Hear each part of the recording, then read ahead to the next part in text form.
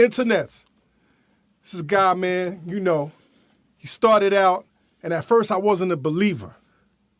And he kept coming with that music. You might not have been a visionary, Combat. Nah, I was short-sighted, sir. I was short-sighted to see this far. But after a while, man, I got caught up in that wave, man, and I went from being a supporter to a fan. The internet's already tired about how I talk about how I appreciate your music. Internets. It's with great pride that I welcome to the Combat Jack Show, Mr. Rick Ross. Yeah, much love, man. I'm happy to be here. Salute to everybody tuned in, too. Yes, sir, man. Thanks for coming through, man. Man, it's all good. You've been hustling, man. Yes, sir. You're looking svelte, man. I know everybody's asking you about the weight, and this, you're looking great, man. Yeah, you already know, man. It's that Ross fit. I've been getting it in. Yo, let me ask you something, though, man. I seen you turning them ropes, man. Them ropes in that video, that I can't fuck with them ropes, man. No, them ropes you got to get right. It's rough on you the first time with the ropes. The first few times, you know what I'm saying? And, you know, I caught on to it. What's the toughest thing? Like the bells? Like the bells or the running? Or what's the toughest part about the fitness thing, man? You just the endurance, man. Everything dealing with the endurance for me, because I was just a smoker. I'm chilling. Right. I wouldn't even go to the mailbox. You know what I'm talking about? Yeah, so, you know, if I was performing, that was my exercise. But, you know, just to get the endurance up, it's all that from the burpees and, you know, of course, the endurance. So, you got to do it all. You doing 100 burpees, man? No, I can't do 100. I ain't there yet. Now tell us what the program is, man. What is the Ross Fit program? You know, Ross Fit is really CrossFit. Yes. That's just me putting my spin on it. You know what I'm talking about? Me being at the crib, inviting the homies over. We got music on outside, you know what I mean? You had a chef, you had your cute chef come over, you understand? With the crazy outfit? Of course, you know, she looking wonderful. You know, she just prefers, you know, it's like you eating, the food tastes so good, you're not missing nothing. Right. You understand? So you really doing yourself the biggest favor, but you ain't missing nothing. You ain't craving nothing. I ain't tripping. But what is the thing that you miss the most, man? Man, you know. Ice cream? You know, I'm still a big fan of that. You understand? And, you know, I still treat myself to you know, what I want, you know, throughout the week, too. You know what I'm saying? It's just on the overall, I just cut back on sodas and all that type of, you know what I mean? Now, is there a difference in terms of your stamina when you perform right now? Most definitely. Yeah. Yeah. When's the first time you realized, oh, shit, like, I'm doing this? Yeah. I had done performed the hour show and was like, give me 3 more. They like, boy, it's time to go. Now tell us about the Hood Billionaire, man. You know, Hood Billionaire, you know, the title for one is just that for me, that represents somebody that could just do for you and yours. You know, whatever that is, you know what I mean? To me, Hood Billionaire, even if that's just you taking your son to the park, you know what I'm saying, doing more, you know, than I got, you know the dig. I ain't never get to go to a Dolphin game as a youngster. So to me, that's being a Hood Billionaire. If you taking your youngsters out and you doing it big, or you just doing whatever it is you want to do, it don't have nothing to do with the level of paper you got. Because of course I'm not a billionaire, but as long as you doing what it is you want to do, what's the difference? Because being a billionaire, being rich, being wealthy allows you to be free, right? Believe that. Now I was looking at some old interviews of yours, man, and you've always been talking about wealth and money and getting those money bags and the whole nine. And, you know, I've heard you reference also Napoleon Hill. Like, have you actually read Think and Grow Rich, man? Of course. Yeah? What else do you read, man? Man, it's just a lot of different books like that, you know the dig? And, you know, for me, I read, you know, a lot of different books, you know, whether it's religious, whether it's a Napoleon Hill book, a Robert Greene book, because to me, you know, just like when I met the legendary, you know, the iconic Mr. Farrakhan, you know, when I met him, you know, I told him, you know, I absorb anything that's good for, you know, for black men, whatever good for, you know, to make me a better person, that's what I'm absorbed. So he gave me so much game, you underdig, and you know, that's just how I move. So most definitely, it's about paper. It's about getting in power. It's about sharing that wealth with your team and, you know, those around you. And, you know, I just feel like, you know, the ones that really look beneath the surface could see and understand what we got going on here. Now, Napoleon Hill is a process. You know what I'm saying? Think and Grow Rich. For internets that don't know, it's a classic book written in the 40s. After one of his many classic books. Yes. But, you know, it's a process to actually think and grow rich, man. When did that actually click for you, man? You know, really just, really I just felt being independent and doing as much as you could for yourself and keeping that circle, keeping it tight, keeping that vibe. And that's what I feel hip-hop is. That's what I feel this culture is. This is a community.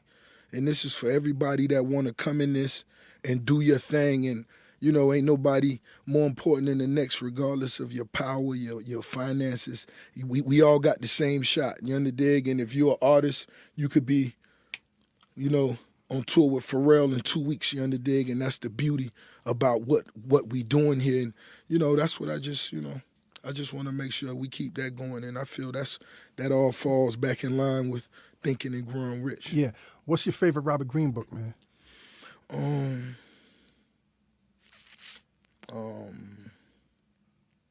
Mastery.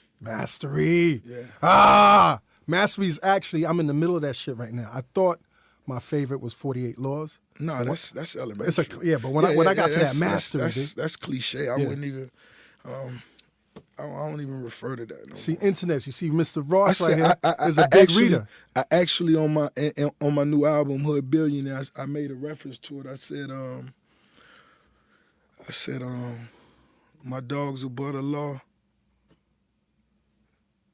Duct tape Robert Greene and make them read the Quran. Yeah, something like that. Y'all go get Hood Billionaire. Make sure y'all pre-order that. When does the album drop, man? November 24th. We're a few days out. Is that Black Friday? Yeah, that's most definitely that weekend. Okay, what can we expect to hear from it, man? This is that bass heavy Ricky Rozay, that 808, you under dig. It's real street heavy, you under dig. I feel like Mastermind was real soulful, and I wanted to do some wordplay. This is more bass heavy, more anthem built, more catchy rhyme, chant, chorus, rhyme type feel. Yeah. So in a sense, is this you paying homage to Miami and bass and the 808 sound systems from back in the day? In a way you could say that, because the second record, Coke Like the 80s, is most definitely a Miami record. I was only thinking about Miami on when you look at the track list and Coke Like the 80s. Yeah. Okay. Now tell us about your upbringing, like the parents, your household growing up. Man. Right. Man, I got the most beautiful mother. She a OG, she a boss. She been self-made. My father passed away. He passed away from cancer a few years back, and I was a little younger, and they both was just G's, and I do what I do. What'd your pops do, man? He actually he was real intelligent. He was highly intelligent. He was a professor at one time. Okay. And for some reason, he just stopped doing it. Right.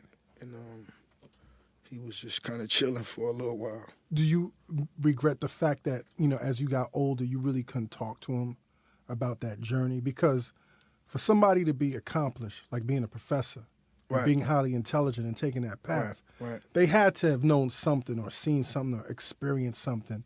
That an intelligent person, it takes an intelligent, brave person to change tracks instantly, you know what I'm saying, or drastically. Most definitely. I feel like it just takes somebody that's a believer and a gambler at the same time. You can't be scared to gamble, especially when you're gambling on yourself. Yeah. Fuck it, roll the dice, you heard me? And your moms, what your moms do? She was most definitely an OG. She come from the country, Mississippi, and she just always grinded hard. She was just always a grinder, a hustler. And she gave me the game. And you guys came from Tennessee or close to Tennessee, right? Yeah, my mom, she moved from, my dad was from Florida. Okay. My mom was from Mississippi, and when they got together, they moved. He moved her down to Miami, and whatever they was going through at the time, she was alone when she was pregnant with me, and she just went up 2 weeks before she had me back with her family, had me. Then came back to Miami, so I've been in Miami my whole life. How many siblings? I got one. Okay.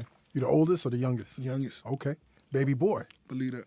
Baby boys always blessed, man. Boss. Yeah, so what was your first rap experience, man, that you could remember? I remember my first great rap experience was when I heard 2 Live Crew, Hey, We Want Some Pussy. Yeah. How old were you, man? I was in elementary school. Okay. I just remember being in elementary school, and and whoever was playing it and it hit the school like a damn tornado. I was like, hey, we want some. And of course, you know, it was written in a way when you could have heard it for the first time right then and joined in right then. So that shit was just, yeah, that did it. And you have a great story, man, about your Big Daddy Kane really, really inspiring you to rap, man. Yeah, Big Daddy. Me just, you know, every time I put out an album, I always reflect back to, you know, the things that made me want to do it and go so hard. And you know, a lot of people, you know, I absorbed, me coming from Miami, you know, what was popping was bass music, right. You know, chicks dropping it low, you know what I'm saying? Pop that ass, pop that ass. I loved it. I watched all the videos. I supported it. But at the same time, I felt like I'd be standing in a crowd and a party and I'm thinking about trying to get my first $100,000. You know what I'm saying? So my music was different. I knew I didn't fit in with, you know, this. This is my background, this is my vibe, but I wanted to tell more stories like the West Coast. I wanted to, you know, dress like them dudes getting money on the East Coast. And those were the dudes that, you know, I supported. This was all a part of the culture to me. I would buy your CD or your vinyl based on your cover, just knowing that's the vibe. I want to hear what he got to say. You know what I'm saying? And that go from me buying King T album, the E40 projects, you know, of course the Ice Cubes, of course but I'm talking about the dudes that were overlooked. So when I be in a record store and I see a dude, McGruff CD, and just because he had on wood frame Cartier shades on the cover, let me get that too. Yo, I'm glad you said King T, man, because that's one of my favorite underrated West Coast rappers, man. His cadence, his bounce, you know what I'm saying? He had that energy. Better believe it, you know what I'm saying? That vibe, that respect, you know what I'm saying? And that's why I try to mention those artists, and that's why you hear the Project Pat on Elvis Presley Boulevard, and you see me making those type of moves. Now, I shouldn't be, but I was actually really surprised at how much of an influence Cool G Rap was on you, man. Oh, man, you know, that was... That's Roads to the Riches. I Truck Like Sex. You know what I'm saying? I was a youngster looking at it. I'm like, damn, you know, this it right here. This it right here. The Juice Crew, that whole era. That whole era. Them videos, the vibes, you know what I'm saying? Just the whole movement. You know what I'm saying? He just stood out. He always represented. I love this lisp. And, you know, soon as I got in power, soon as I got a little paper, I flew him down to the crib. Now, how was that, man? Was that your first time meeting him when you flew him down? Yeah. I just reached out to him on some G shit. Hey, boy, I got a money bag. Come down here and fuck with me. You know what I'm saying? And just come in the studio, you and your man, y'all just come fuck with me. This how I do it. He just sat there watching me record, and we recorded 4 or 5 records. I believe we released 2 or 3. We still got another 2 or 3 on ice. Now, as you progress through your career, right. Like most rappers, most artists, most people that do what they eventually do as a career, they started off as a hobby. Was it a hobby for you, or was you just destined to do this, or was it just like a side thing? You know, when I first began to do it, it was really one of my homies. It was really one of my homies that was pushing me to do it. It's because he had an older brother that was DJing and fucking with vinyls and shit, so he was pushing me to do it. And what's crazy is the last song on my album is called Brimstone. It's a collaboration with me and Big Crit. Oh, word. And he was a soulful, he had my homie who I'm talking about, he had such a soulful vibe. I asked him to come and ad-lib the Big Crit record. And right now he's incarcerated. They offered him 60 years. He faces 60 to life right now. So when you listen to the record Brimstone, you're going to hear Big Crit and you'll hear another voice that's under that. Shout out to my partner Bishop. You know, in doing my research about you, the one thing that kept popping up was that you do an impeccable job of staying in touch and reaching back to the people that influenced you or put you on or helped you out when you needed a hand? You know, to me, that's what it's about. Getting paper. When you getting paper and getting in power, especially in this position in the game we playing, you know, when you see Rozay, I ain't just feeding Rozay. You underdig? We got the squad. We got the team, man. You know what I'm saying? We going hard. And when you see what this for, when you see how many kids this is and how many kids they feed, you got to respect this. You underdig? And when you see this video, we dropping the video early tomorrow. World Star. It's called Trap Love. It's myself, Yo Gotti. And man, this is a powerful video. This is a very powerful video. And this is one of the records I'm talking about. You know, most cats that I know, because I've been in the industry and I've experienced a lot of shit, but a lot of cats, man, come in the game and forget their past. Like, there's not a lot of loyalty in the game, or at least from my experience or from my observation, man. Where do you get that strong sense of loyalty from? That's how I was raised. That's how I was taught, you underdig? And, you know, shout out to Kenneth Boobie Williams. When you hear the introduction to my album, that's my partner. That's who gave me game. That's who, you know, raised us. That's, you know, who we looked up to in Carib City. That's who, you know, got us our first pair of shoes, so on and so forth. And he was indicted and he was on the run for a little while. He made America's Most Wanted. And he has been, you know, offered so many different times to be speaking on TV and such and such, and he never spoke to no outside outlets. That's just the code, you know, the code that he lived by, and it's the first time he ever did. So on my 7th, and man, I'm just proud of that. I'm happy of that. Yo, tell us about the young rapper Chill Will, man. That was, you know, that was me, of course, you know, early. That was just, I felt like Chill Will, that was, I was the, you know, the imaginary third member of EPMD. You know what I'm saying? That you got to chill. You know what I'm saying? That fucked me up bad. You know what I'm saying? I even cut that in my head. You had They charged me an extra $1 for that when I was a shorty.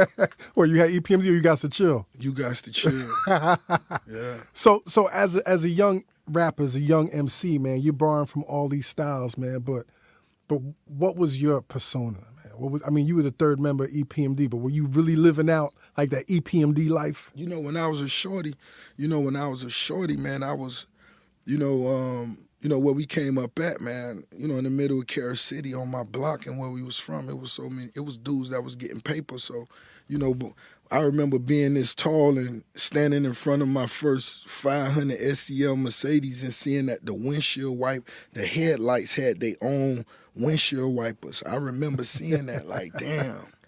And they sprayed too, and they sprayed the windshield wiper fluid. So, you know, this is my partner, Jabbar. If you go back to my music, Fonzo, you know, that I talk about in John Doe, he out the feds now. That's who on the road with me. I just posted a picture of him, and I said, this is the same pose we did in the 9th grade. You know, these some of the dudes that was labeled being some of the biggest hustlers, you know, coming out of the city. You know, KD and Black. So I was around, you know, hustlers my whole life. You know what I mean? So I had Shaheem Reed down at in Miami a few days back. Yeah. And, you know, I let him see a few pictures, and he like, man, you won't post these? I say, nah.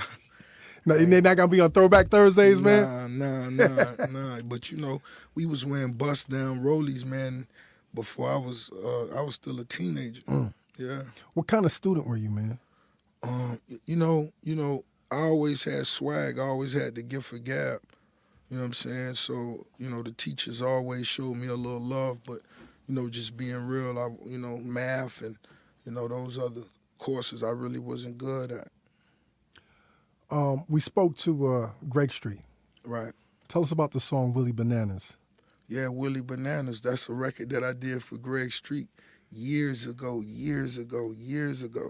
That's when you know, when I left Miami, you know, it was crazy down in Miami. I left Miami, and I linked up with my partner Tony Draper, and he took me to the studio over at Greg Street crib, and then I just ended up recording in there day after day. Suave after House, day. right? Yeah, Suave House. Now, Greg thinks that the Willie Bananas song is the very first song that you ever got paid for. Is that true or not? That might be the first song I got 5,000 for. What? Yeah, real talk. Now, coming up, man, you also developed a reputation for being a great songwriter. Right. You know, and you were writing songs for cats, man. Is that something that you enjoy doing and still enjoy doing? Man, you know, a lot of times, really, I'm gonna tell you, the funniest thing to me is, is a lot of times when you pen a song and the critical acclaim for it is there, and you may release a song and those same writers might not see that vision. Right. It's like, it's just, it makes you smile, but that's the art, you know, the dig. And most definitely I've been writing songs for other artists for a long time.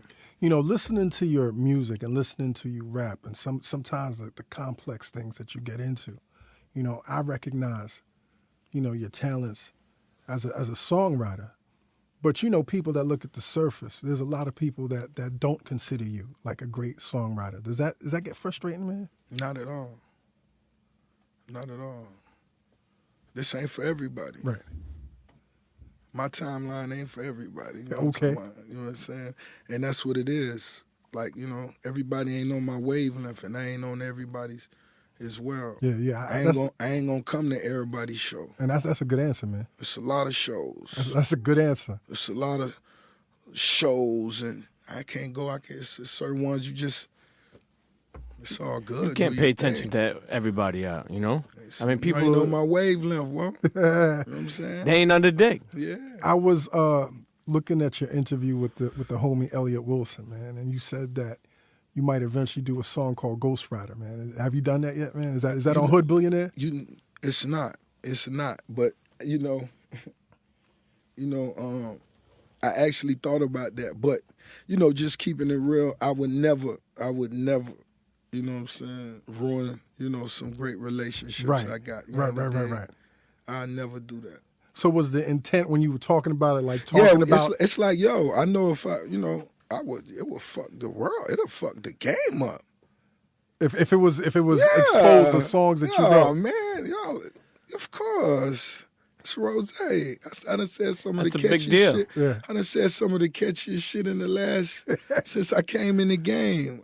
I changed certain patterns, and it's certain, but it's all good, Yo, we ain't tripping. What was it that actually made you leave Miami to go to Atlanta?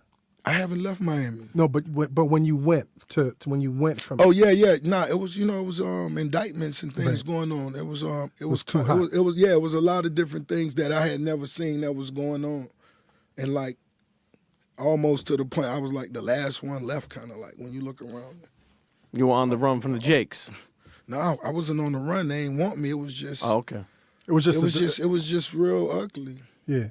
So when you got to Atlanta, man, like, so you influenced on the shit that you're listening to on television and on the radio, as well as the JT Monies and the 2 Live Crews and the whole nine.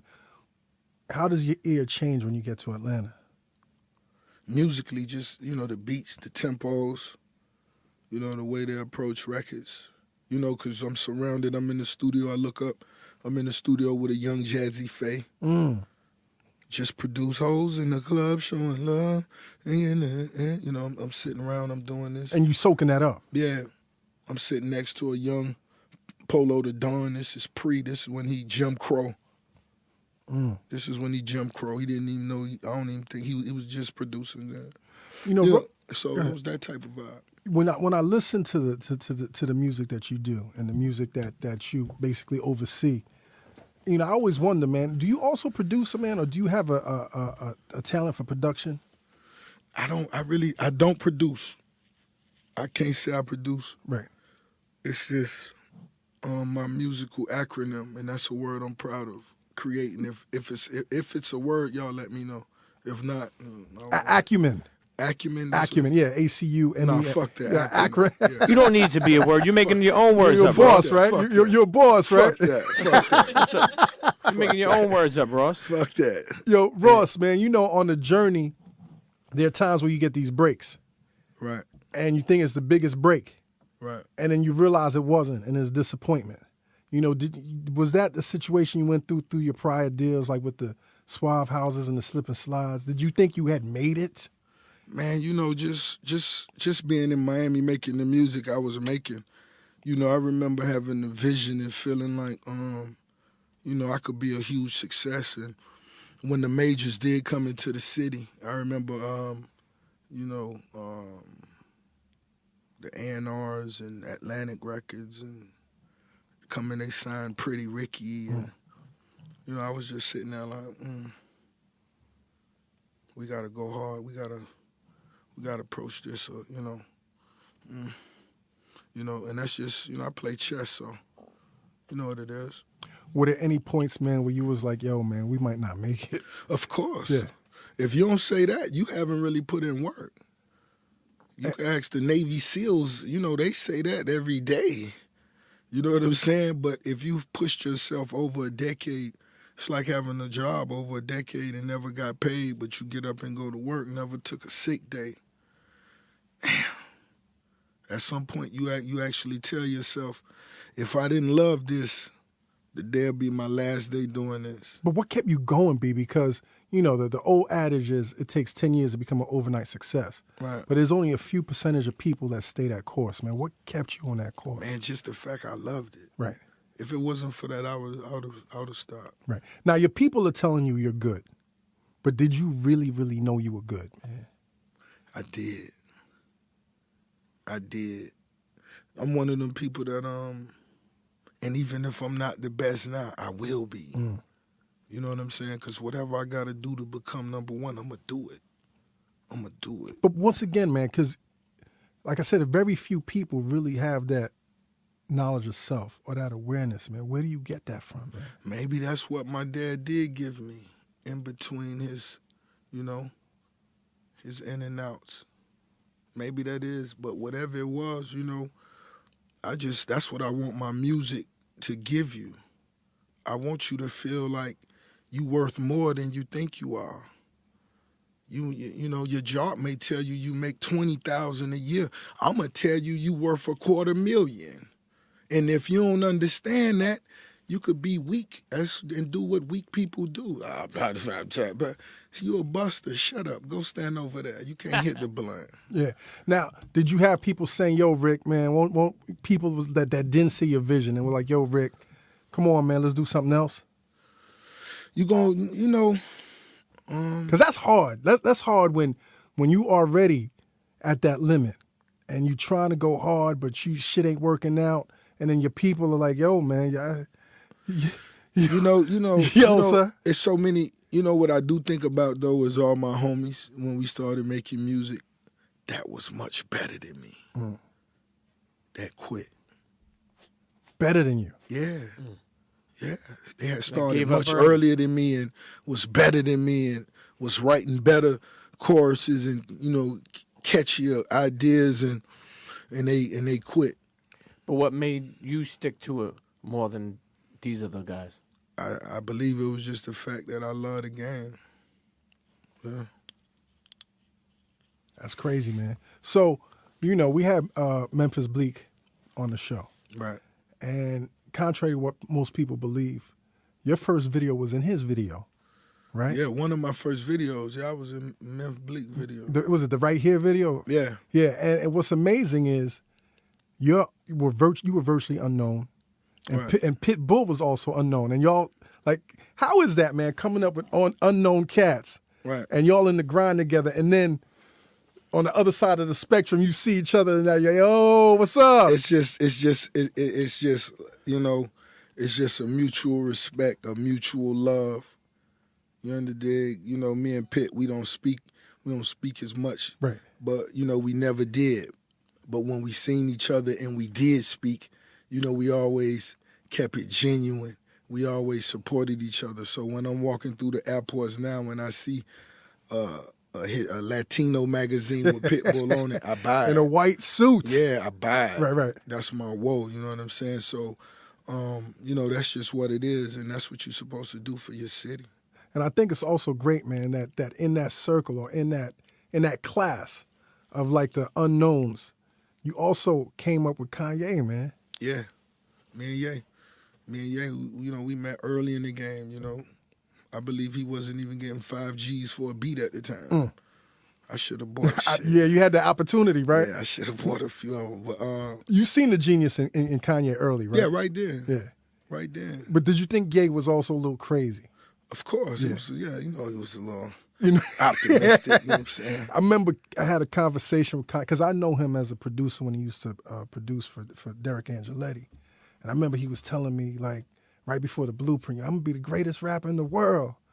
And, you know, I'm not one, like you, man, I definitely want to support people's enthusiasm. Right. I was like, nigga, nigga, come on. And that's the type of dude he is. Right. You know, he not going to put a salary cap on himself.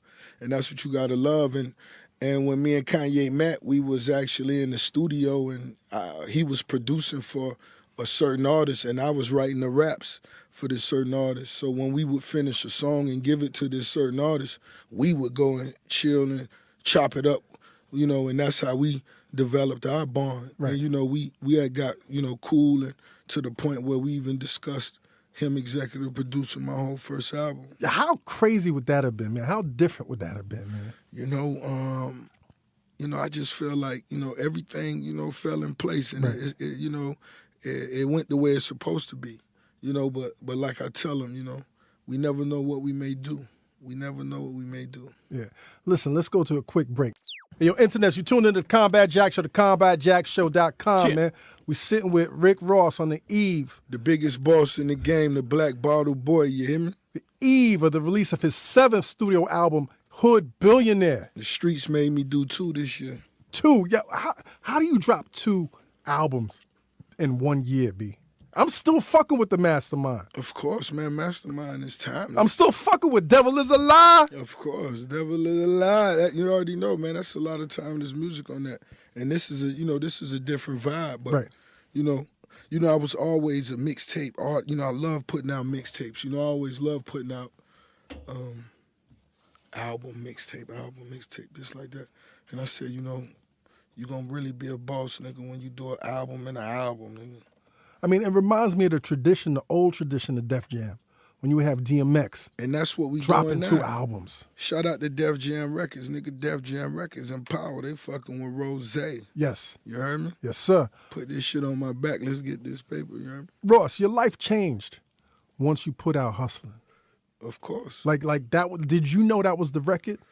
I did. When I got the beat, you know what I'm saying? I got the beat and I took it and I gave the beat to my partner. I said, hey, tell the DJ to play that bitch. I'm gonna just rap the 1 verse. I hadn't even recorded. I went to the club. Trina was having a show at this club. And the DJ loaded that bitch up. I went out there and rapped the verse. And the crowd was, you know, just fucking with me. But I remember the look of this one dude. That motherfucker was looking like, boy, that shit. And I just said, okay, let's handle our business. I went and recorded that motherfucker. So Cypher Sounds, here's the record. Mm-hmm. And the story is he brings it to Jay-Z, and that's when you get the bidding war and the whole 9. Big time. Yeah, tell us about the first time you met Jay, man. Big time. You know, the big homie, he called me up. And the first trip, I ain't even come. You know what I'm saying? Why not? I was just like, you know, at the time, man. I'm getting high right now. I'm getting the second hand right now, Pete. That's good. Shout out to MC. You want some water, man? Yo, get some of that. Get some of that black bottle, B. Man, I'm good. Yeah. But That shit smell good though, man. it's the best. Yes. Only the finest. Okay. You know, so I believe you, man. So, you know, I was in the middle of a bidding war. Every label in the game was over 7 figures offering me, you know, a check. And Jay, sent the word out, you know, for me to holler at him. And I was just like, you know what I'm saying? He just want me to come holler at him. He ain't gonna come with the bag, man. And you know, It's all about that bag, right? Oh, most definitely. It's all about the bag. And I was wrong. You know what I'm saying? Not only that, the homie had a whole lay out a whole plan. Like, let's get to work. You know what I'm saying? Right. Not just on some chill shit. Not on no EP and nah, we ain't doing that. Like, let's go to work. It seemed when that record just came out, man, that his cosign was so crazy, man. Like the J cosign is really what got a lot of people, even though the record was crazy, but the J cosign, I just remember in the industry, was crazy, man. Did y'all hit it off instantly, man? Yeah, we did. We did. You know what I'm saying? We did, and not only that, Jay got real hustling roots, back to Miami. So y'all talk that shit. not only that, we got some things in common. Okay. We know a few people. What is it about the chemistry, man, with you and Jay when y'all get on them records, man? It's like, my nigga, he fuck with me, I fuck with him, you know what I'm saying? And it ain't no foo-foo rap shit. It ain't because, you know what I'm saying? It's just on some real shit. Homie just, he's straightforward, and it is what it is, you know what I'm saying? Everything he ever told me, you know what I'm saying? It's been 2,000. And even if he never did another verse for me, you Right. can't be, I don't fuck with niggas that's, if nigga don't, you an artist. If a nigga don't do the verse next year, he don't fuck with you. Nah, if my homie can't do another verse never for me again, even if I ask for 10 of them and he tell me 10, no, I can't do it, 10, that's still my You dog. good, yeah. Yeah, real niggas, that's how real niggas stand. That's just how it go where I'm from, yeah. Yo, but the level of like the artistry when y'all on those records, man, is it also like a competition, man? Of course, we popping that shit. You know what I'm saying? Y'all pop shit to each other. I'm about to burn you, Jay. Nah, he up on his, he do his thing.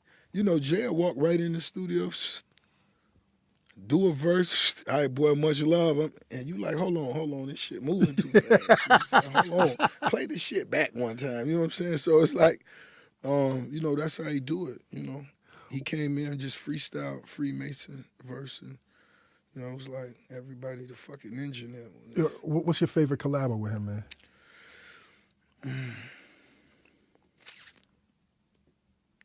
I'm gonna say Maybach Music. Yeah, my favorite is that Freemason, man, because you're really kicking some knowledge of self shit, man. Like Right. that it was no caterpillars, it was just a whole bunch of niggas. That shit took me there, man. It took me to the pyramids, man. Right. Freemason was powerful, but even like Fuck With Me, You Know I Got It was really just, I felt like back and forth, that was some powerful shit that you just did. That I mean, was dope. some boss mafia type shit. That was dope. The devil is a lie. That shit is crazy, B. That shit. We do dope shit. You know what I'm saying?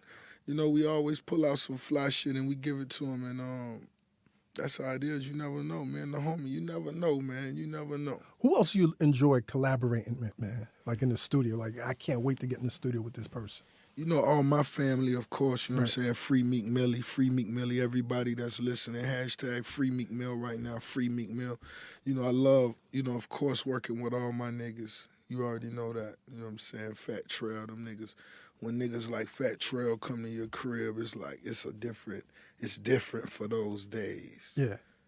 Fat Trel and them ain't, how it's rappers and then there's niggas like Fat Trel, these niggas who really, this shit is for real. Them niggas, you may come downstairs and it's 4 hoes and all type of artillery. It's an event. It's an event. It's a nigga event. Hey, you know what I'm saying? Them niggas, Fat Trel come get the Ferrari nigga and go to King of Diamonds by itself, come back with 3 bitches. Like, it's different. So it's like, these the dudes I love, and, I love to get it in with them. I was watching your latest video with R. Kelly.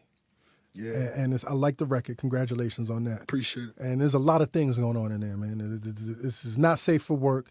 I'm saying the opulence and the real estate and the whole nine. Right. But my favorite frame in there is the frame with you and Jeezy. Like the frame, like the shit seems so genuine, B.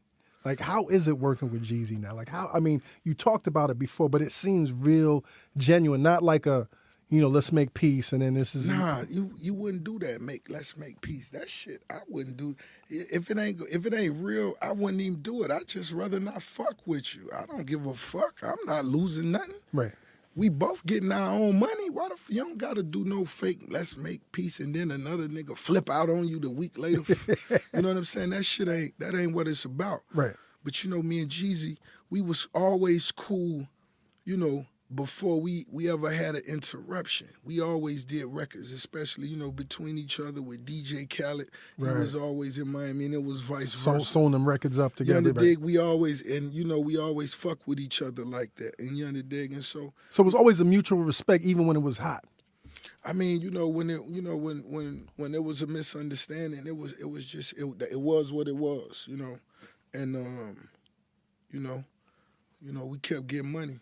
You know, and it worked its way out. That's what it did. It's worked its way out. It wasn't about us or nobody, you know, putting us together, none of that shit.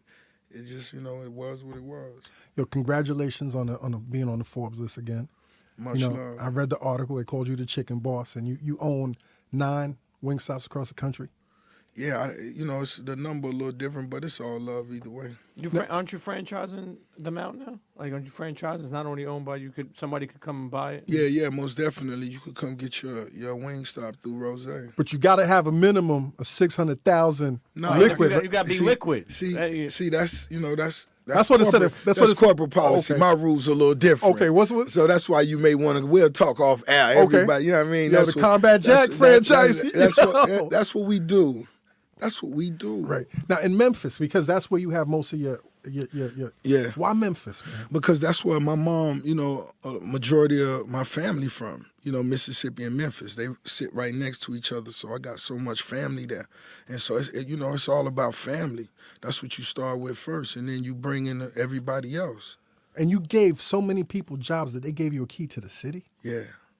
Did you believe that shit, man? Man, when it happened, I just had to, salute, AC, the mayor. It just let me know how in touch Memphis is and, just how important this is, because it's most definitely a positive thing, And, not only when you bring jobs back to the community, but you bring another type of energy. You know what I'm saying? When we walked through St. Jude's and we, we seen them kids and, Rozay in there, it's just a whole different type of vibe.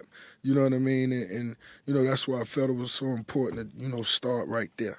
What's your first experience, man, with Wingstop, man? I was at the barber shop, and the dude walked in with them lemon pepper, and I smelled them. And I said, what that is, well? Well, have you ever thought about even doing your own flavor, like a Rozay wings, or like somebody? I was smoking one night not too long ago, right? Probably last night. Yeah, not too long ago. And I told myself, yo, I'm going to come up with my own flavor. I need to get my name. I need to get the name of the flavor. Glazed pears. Yeah, man. Yeah. Let me get a cut. I see you come back. Yo. I see you, baby. Yo, man. Oh, another thing that I really get a lot of enjoyment, man, watching from the outside in, man, is your relationship with Puff, man. Believe that. What's your relationship? Like, describe to the internets, man, what your relationship with Puff is. That's of course that's my big homie, but he moved to Miami years ago. So he was in the city, and he wasn't just, another dude living on Star Island, but he was actually in the community. That nigga was actually in the streets, not just going to the clubs and balling, but he was doing certain things in the community that, these basketball niggas and a lot of niggas, you know what I'm saying? That actually even live there. Yeah. Right. You know what I'm saying? That they wasn't doing. So, me, I always been one of them type of people. That's what I'm watching for. You come to the city, what you doing? What high school you went to? You know what I'm saying? Who you talk to? You know what I'm saying? What you doing? And he most definitely always did that. You know what I'm saying? And, he was always a player. So, then when we started doing little business ventures, he started giving me game, doing this and that. I done got a lot of money with homie. What's the most important thing you learned from Puff? He party as hard as he do, but that man religious as hell, you know the dig? And I don't want to say it like that, religious as hell, you know the dig? But, my dog he extremely religious. And you're very religious too, right? Yeah, most definitely. God is great, but, Puff makes sure you're in the dig, and that y'all pull out that Bible or y'all start some verses? He makes sure that, that's at the end of the night, he bring that up some kind of way when all us sitting at the table eating, it'll be a part of the conversation. And, he's just a true hustler. Yeah. His family, his kids, he got it, he a great example of how to handle that. When you remade the Biggie track, right? What was Puff's like blessings to you? What was his talks with you about that? You know, when I took the vocals, he didn't even know, you know, at first when I had the vocals, then when I heard it, you know, Puff, you know, he was just vibing to it, but you know, he didn't say too much. You know, he didn't go crazy over it or nothing like that, and I respected that, you know, because I know as he listening to it, he can't help but think of course, the greatest. Yes. And of course, my shit ain't, you know, and of course, you know, just the memories of the greatest at the same time. I respected that, but I just wanted to present it.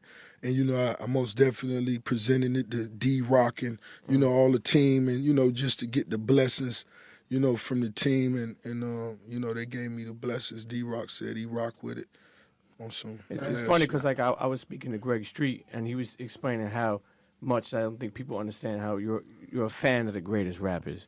Yeah. You study the craft. Yeah. And that's why you could go from one extreme to another on a lot of these things. I could, you know what I'm saying? I loved, you know, whether it was, you know, Slick Rick, Children, you know, just, you know, that Slick Rick album, and I could go straight to Riding Dirty. You know what I'm saying? I could go back to Death Certificate. You know what I'm saying? You could go to Illmatic. You know what I'm saying? You could go back and forth. What's your fascination, man, with the Maybach? Like your love affair with the Maybach, man. You got to think about it, man. It's like, imagine being a fat nigga that walked to school and you had to walk kind of far. All right, I'm going to do this shit every day. All right, that's cool. But when I get a car. And you a big car dude, like the Cadillacs and the Chevys and all of that. I want that bitch can't even fit in the garage. Curtains. Too big, you know what I'm saying?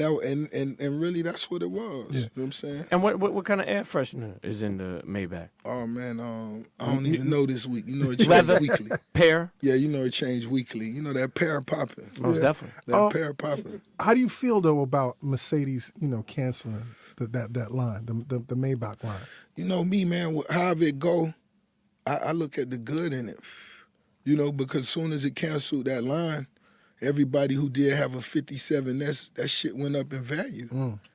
You know what I'm saying? They want that Maybach more than ever now. Right. Everybody can't have it now. Everybody can't have it now. Right. So you know, so could have been a good thing. You understand? So, you know, that's how life is. You know, once life throw you curveballs that you can't do nothing other than accept, you gotta accept it. Right. That's just like if you woke up and your damn right leg was gone. I mean, gotta I'm work gonna it out. smoke a blunt and you know, work it out. Man, you might love you what, but niggas Strengthen that left you gotta leg. go shopping for the iron rod now. You know what I'm saying?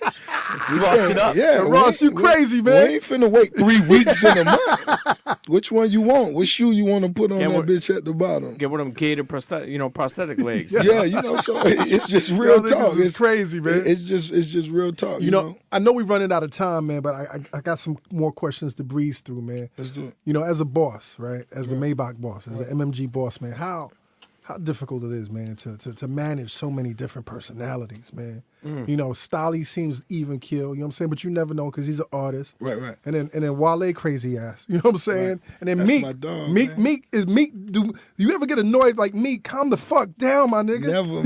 Never, man. You got to understand these niggas is bosses themselves. Right. You understand? And when you get to know them, you understand them. You know they all love each other. All these my woes, all these niggas, my niggas, man. You know I ain't even say gunplay, man. You know what I'm saying? Like, of course, you know that's my nigga. You know what I'm saying? All of these niggas is crazy in their own way, but we all, you know, we all blood, baby. We all family. You're like a big brother to some of these people, even like a father. Like most no disrespect definitely. to them. And you got to realize, you know, all I ever did was tell you, you know, positive shit. You know what I'm saying? Let's get this money. But I done made niggas, you know, we millionaires. But you know the nature of men. Even though you help men make money. Yeah. Does it ever get to a point where sometimes one cat might challenge you? Nah, you know, you got to understand when you respect a man as a man from day one, you shouldn't have those problems. Right. And we are men before anything else, you understand? And, You know, everybody got their own freedom to be a boss. You know, you do your album, your music, record. You handle your business. You handle the budget the way you want to handle it. You a boss within your own right. And long as you do that, you know, they respect my mind, and it's vice versa. You know, I think it's such an interesting team. Like how do you even put a team? How do you even have the vision to put a team like that together? You know what I'm saying? Like how? That's just, you know, that's of course, you know. Like, how do you choose? For example, like Stolly is very talented, and he's a good brother. We've had him on the show, and I hear that the album Ohio that's about to drop is crazy. I got a lot of respect for him. Yeah, it's in the stores now. Make sure y'all pick up that. You know what I'm saying? Hit Stally up on Twitter at Stally. But how do you say I want that man on the squad? Him being dope, right? Him being fly. You know what I'm saying? Fresh to death. Yeah. Him being a great representation of the culture. You know what I'm saying? And that's what he do best, represent the culture. He's a great thinker. He's a solid black man, you know what I'm saying? A great father. He one of those type of dudes, a deep dude. He has so much more to, you know, to open up and tell people, you know what I'm saying? I feel this is just the beginning for Lil Homie. So let's play one-word association. I'm going to mention these names, and then you tell me one word about them. So, Wale. Wale, passionate. Meek. G. Stali. He's most definitely fly. Gunplay. Crazy. He's still crazy, right? Of course. But is Gunplay brilliant, man? Is he brilliant? Because he's very. Yeah. Any dude that can accumulate what he's accumulated, you wouldn't know Gunplay owns the amount of cars he owns, his Mercedes coupes, and you wouldn't know that. You wouldn't know that because that ain't what you. And he don't even, you know, he ain't even tripping on that. Right. You know, but he has another value. He has another type of value. Okay. That he doesn't show in public. Yes, of course. Right. You know, I want to ask this question, and it's not really to spark the controversy, but it's really out of appreciation. You know, when I first really started hearing about you, other than the hustling, was when you had that back and forth with 50, right? And, you know, as an outsider looking in, not really familiar with your talents and your music, I was like, damn, 50's really getting at him. You know what I'm saying? So the public opinion was that 50 was getting at you, right? Was it? Yeah. I mean, me being the public, right? So then you drop Deeper Than Rap. And that made me really say, let me hear what Ross is saying. You know what I'm saying? So when I picked up that album, dude, I was amazed. I was amazed. Right. So during that time, man, like, what is your mindset? Like, are you just not ignoring the pressure and just saying? I said, I'm on stage. Yeah. I got the lights on me. Yeah. It's time to do it. So you saw that as like an opportunity. Of course. Right. And were you confident that your music was going to drown everything out? Of course. I initiated it. You can't see the moves. Wait. You gotta understand. Look at the pattern of the moves I've made. You're really good at chess. I gotta play you, man. I've been in the game since 2006. Yes. I've been a part or executive produced how many? 15 albums. The branding we're a part of, the association, the paper we getting. I mean, are you serious? Of course. But some people didn't even see that at that but time. they don't even matter. You made them. They're donkeys. Like that's the thing. Yeah, they were donkey of the days. You know, but you made them believe that. Like I remember walking. Like it's funny when Combat says that, I remember being around all different Brooklyn neighborhoods and people feeling somewhat of the way he was saying. After that drop, that's it. People, you made people believe. For real. And it's, as a rap fan, what I appreciate is when somebody convinces me. You know what I'm saying? Like somebody that I might not be fucking with at first. You know, at the end of the day, homie them was at the top slot. You know, having issues with whoever was having issues with Joe had just mentioned the homie Khaled name.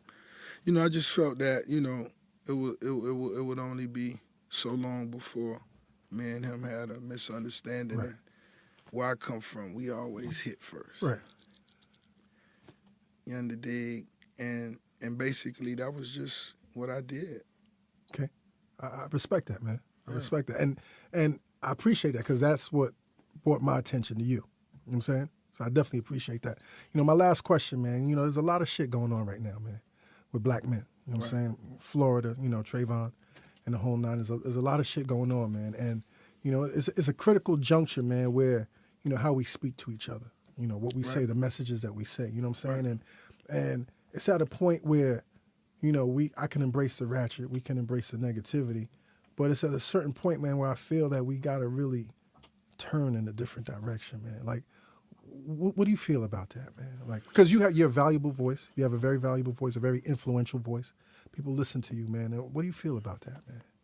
I feel, you know, being the boss of your life is the biggest, you know, position you'll ever have. And, you know, we all have our own levels of responsibilities, you know. I have my own responsibilities and who I'm responsible for.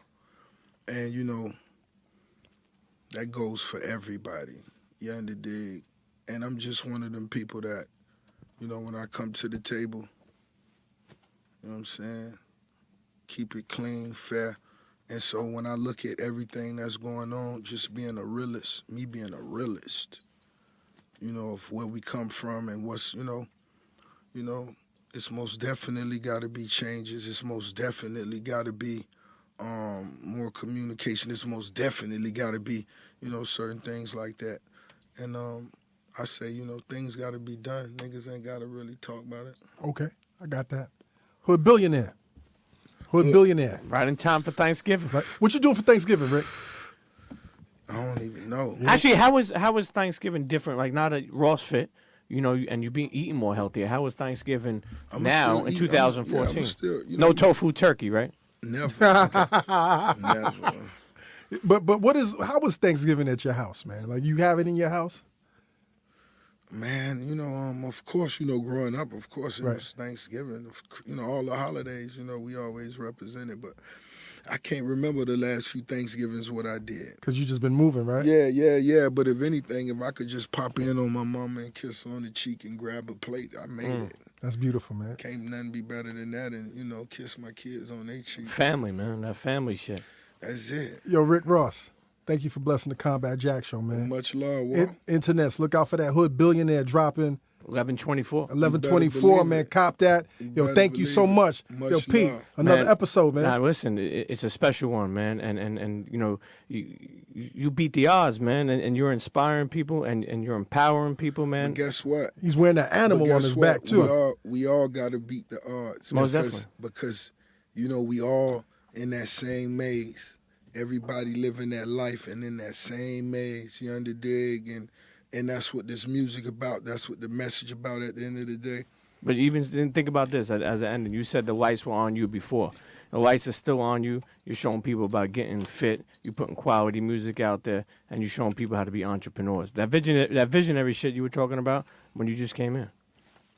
Internet, Ross. You're a visualist. Internet, I like that. The visualist. Internets, you know what it is, man. Dream them dreams and then man up and live them dreams. Because life without free dreams, McMillie, free black and white, free and the McMillie, universe flows in free technical McMillie, color free and McMillie, surround sound, free McMillie, free Meek Millie. Hood Believe Billionaire. Yeah. In Believe Splash, that. 11/24. Go cop that. Believe Cheer. that.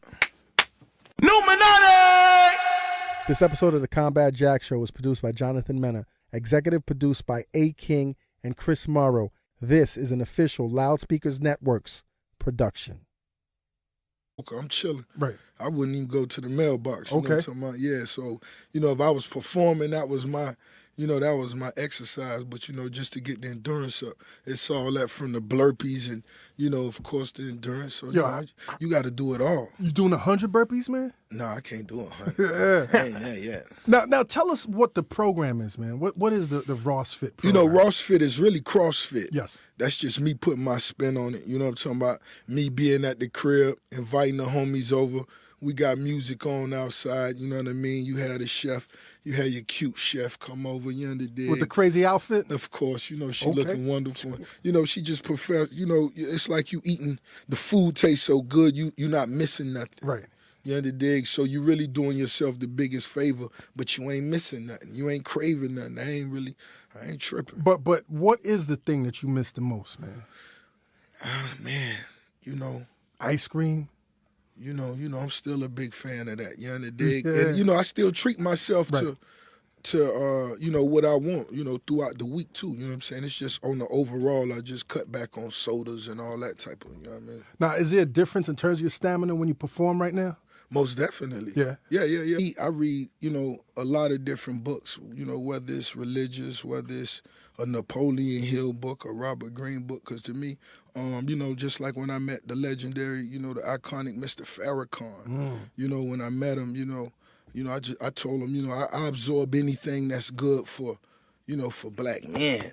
Whatever good for, you know, to make me a better person, that's what I'm gonna absorb. So he gave me so much game, you dig, and you know, that's just how I move. So most definitely, it's about paper. It's about getting in power.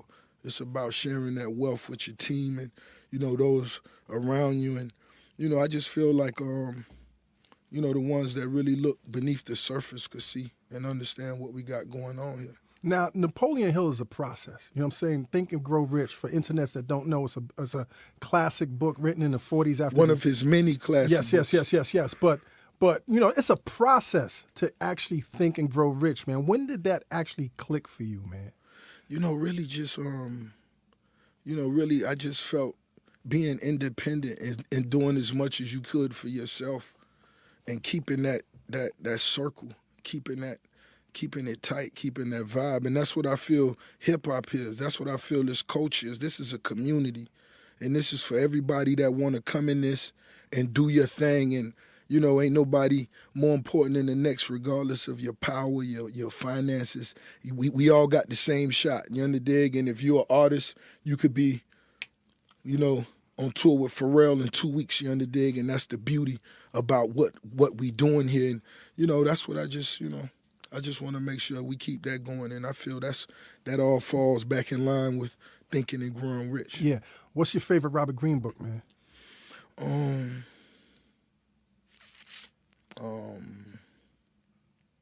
Mastery. Yeah. Mastery's actually, I'm in the middle of that shit right now. I thought my favorite was 48 Laws. No, that's elementary. But when I got to that Mastery, that's cliche. I wouldn't even. I don't even refer to that. No see, more. Internets. You see, Mr. Ross right here is a big reader. I actually on my new album Hood Billionaire, I made a reference to it. I said, my dog's above the law. Duct tape, rubber. When's the first time you realized, oh shit, like I'm doing this? Yeah. I had done performed the hour show and was like, give me 3 more. They like, boy, it's time to go. Now tell us about the Hood Billionaire, man. You know, Hood Billionaire, you know, the title for one is just that for me, that represents somebody that could just do for you and yours.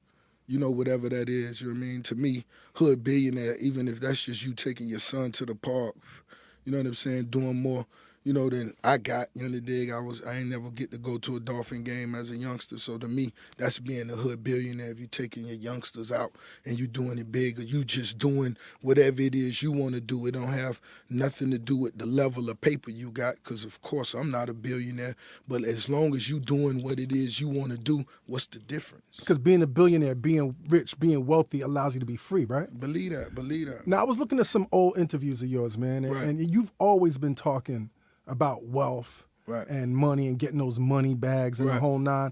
And, you know, I've heard you reference also Napoleon Hill. Like, have you actually read Think and Grow Rich, man? Of course. Yeah? Yeah. What else do you read, man? Man, it's just a lot of different books like that, you know the dig? And, you know, for me. Internets. This is a guy, man, you know, he started out, and at first I wasn't a believer. And he kept coming with that music. You might not have been a visionary, Combat. Nah, I was short-sighted, sir. I was short-sighted to see this far. But after a while, man, I got caught up in that wave, man, and I went from being a supporter to a fan. The internet's already tired about how I talk about how I appreciate your music. Internets. It's with great pride that I welcome to the Combat Jack Show, Mr. Rick Ross. Yeah, much love, man. I'm happy to be here. Salute to everybody tuned in, too. Yes, sir, man. Thanks for coming through, man. Man, it's all good. You've been hustling, man. Yes, sir. You looking svelte, man. I know everybody's asking you about the weight and this. Yeah. Yo, you looking great, man. Yeah, you already know, man. It's that Ross fit. I've been getting it in. Yo, let me ask you something, though, man. I seen you turning them ropes, man. Them ropes in that video, that I can't fuck with them ropes, man. Nah, them ropes you got to get right. It's rough on you the first time with the ropes. The first few times, you know what I'm saying? And, you know, I caught on to it. What's the toughest thing? Like the bells? Like the bells or the running? Or what's the toughest part about the fitness thing, man? You just the endurance, man. Everything dealing with the endurance for me, because I was just a smoker.